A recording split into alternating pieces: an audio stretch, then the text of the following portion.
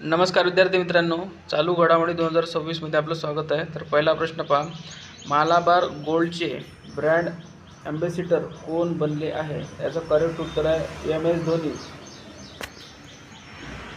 पुढचा प्रश्न पहा, केंद्र सरकारने ग्रामपंचायतीच्या डिजिटल पायाभूत सुविधांना बळकट करण्यासाठी कोणती नागरिक सहभाग मोहीम सुरू केली आहे? याचं करेक्ट उत्तर आहे दानवीर। पुढचा प्रश्न पहा, कोणता देश इबोला मुक्त घोषित करण्यात आला आहे?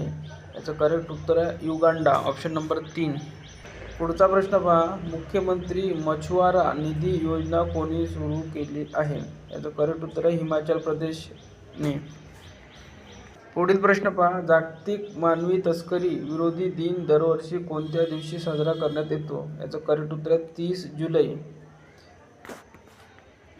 पुढील प्रश्न पहा, लोकसभेत नुकतेच मंजूर झालेल्या कागदपत्र गळती विरोधी विधेयकात 10 वर्षापर्यंत तुरुंगवास आणि किती रुपयांच्या दंडाची तरतूद आहे? करेक्ट उत्तर आहे 50 लाख रुपये, ऑप्शन नंबर 2। पुढील प्रश्न पहा, सर्वात मोठ्या सुपर कंडक्टिंग फ्युजन मॅग्नेटिक चाचणी कोणत्या देशात पूर्ण झाली? करेक्ट उत्तर आहे ऑप्शन नंबर 2 चीन। पुढील प्रश्न पहा, महाराष्ट्र राज्य चित्रपट पुरस्कार 2026 मध्ये चित्रपती व्ही शांताराम जीवनगौरव पुरस्कार, पंडित हृदयनाथ मंगेशकर ज्येष्ठ संगीतकार व संगीत दिग्दर्शक, चित्रपती व्ही शांताराम विशेष योगदान पुरस्कार कोणाला मिळालेला आहे? तर याचं करेक्ट उत्तर आहे प्रसाद ओक, अभिनेते, दिग्दर्शक व निर्माते।